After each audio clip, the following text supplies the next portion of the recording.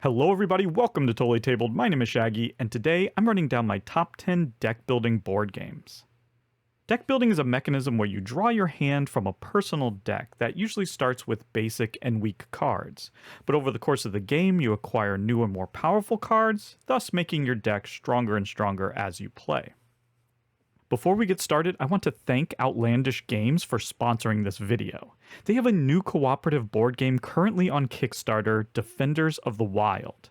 I recently made a tutorial video for it, so please go check that out.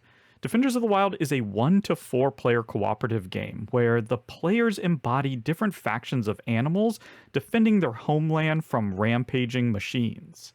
If you are interested at all, please check out the tutorial video and visit their Kickstarter page.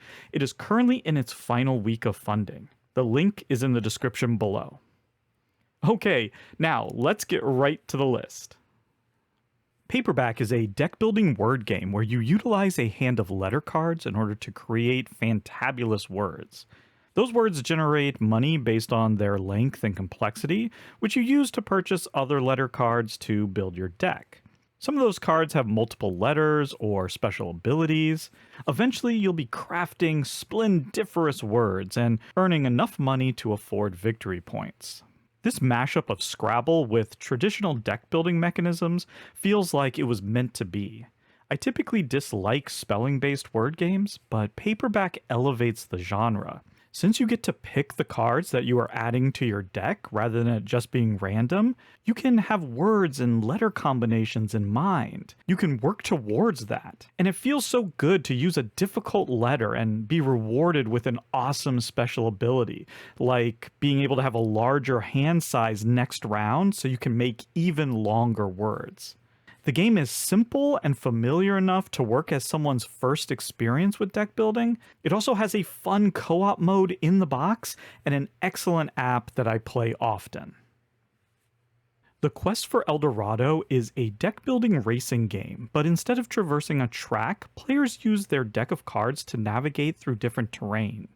And with the modular map, you can create pretty much any game board you want, adjusting the play length as well as the difficulty simply by how you put the boards together.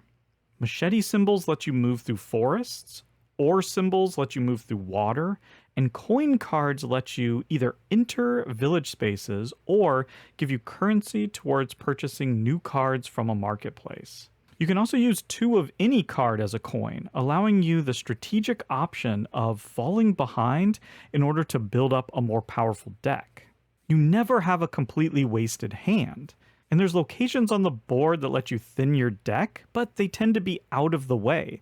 This all combines to create a real turtle and hare situation among the players, where building up a strong deck can cause you to fall behind at first, but possibly surge ahead at the very end for incredibly dramatic finishes. After all these years, Friday remains one of the most innovative deck building games of all time. Each turn in this solo-only card game, you pick between 2 challenge cards. You then flip over cards in your deck one by one, trying to beat the challenge number. If you succeed, you get to add the challenge card into your deck. The problem is, your starting deck is filled with terrible cards, so you must also manage your health, purposefully injuring yourself at times in order to trash the bad cards and thin your deck. But be careful not to thin your deck too much, because every time you have to shuffle, you add another bad card into your deck. Deciding when to push for success and when to admit failure is so tricky, and after all of this time, I have yet to master it, thankfully. In Mage Knight, the deck building is just one part of a much larger, heavier, unforgiving efficiency puzzle. You don't add a ton of cards to your deck, but the ones you do add are critical and have a massive effect on the game. You use cards for everything, from moving and exploring the land, to fighting off orcs and sieging castles, to learning spells and gaining new recruits. And along the way, your hero, your Mage Knight, will gain experience, level up, and add additional powerful cards into their deck. The fact that every card is both multi-use and upgradable means the possibilities seem endless for how to play out each hand. I especially love how taking wounds from combat clogs up your deck with useless cards, slowing you down. It all comes together to create the most addictive, puzzly game I've ever played. Great Western Trail has a lot going on, but at its core, it's a deck building game where you are trying to build a perfect hand of cards. You're moving your cowboy along this expanding rondel of action locations, trying to create a valuable hand of cattle by the time you reach the end of the path. The trick is you can only count different types of cattle in your hand, so duplicates are terrible. You're trying to avoid that. Luckily, you can sell cows at different locations for money, and then you use that money to purchase better cows. There's also ways to permanently remove duplicate cows from your deck, so ideally, you'll be able to build a more valuable herd with each successive trip down the Great Western Trail. The combination of hand tuning with deck building creates this cool engine building feel throughout the game. And while you can't completely ignore the deck building, there are a lot of other things you could do in order to earn victory points. There's just so many different possible paths to victory, which is one of my absolute favorite things in games. In Clank, players must successfully build their deck in order to sneak their way into a dragon's lair and make off with valuable treasures before all hell breaks loose. It features a healthy dose of push your luck with a bit of a racing element. Now, Clank comes in many different flavors, so you can pick your favorite for this spot. For me right now, I choose Clank Catacombs, which adds exploration into the mix. So rather than moving around a static map, you now get to flip a tile and orient however you like, creating paths through the dungeon as you go. This does mean Catacombs is the more swingy and random version of Clank, but I also think it makes it the most fun. The deck building here is super straightforward. Your cards give you movement, attack, and I think it's called influence. Basically, it's a currency in order to obtain new cards into your deck.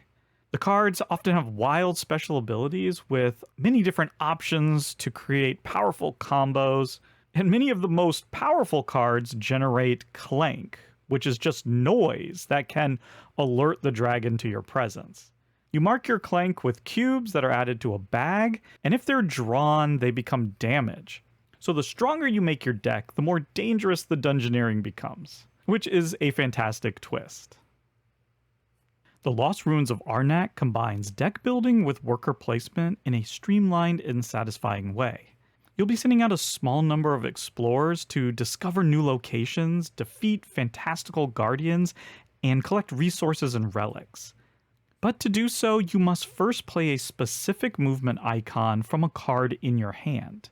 These are multi-use cards, so when you play one in order to place a worker, it means you're missing out on its special ability. Over the course of the game, you'll be adding a bunch of new cards into your deck with a real diversity of interesting actions and powers. I always find myself wanting every single card in the market. There's also a fantastic solo mode that is very simple to manage. And the Leaders expansion really improves the deck building by giving each player a character with unique powers and a unique starting deck of cards. I highly recommend it.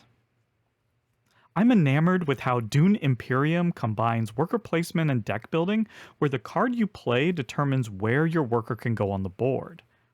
As you draft new cards into your deck, you have to pay so close attention both to the ability of the card as well as where it's letting you place your workers. I can't tell you how many times I've gotten to the end of the game and I haven't built my deck properly, so I just can't get my workers where I need them to go. That kind of synergy just works flawlessly here. It means smart deck building is critical to success no matter what your strategy is.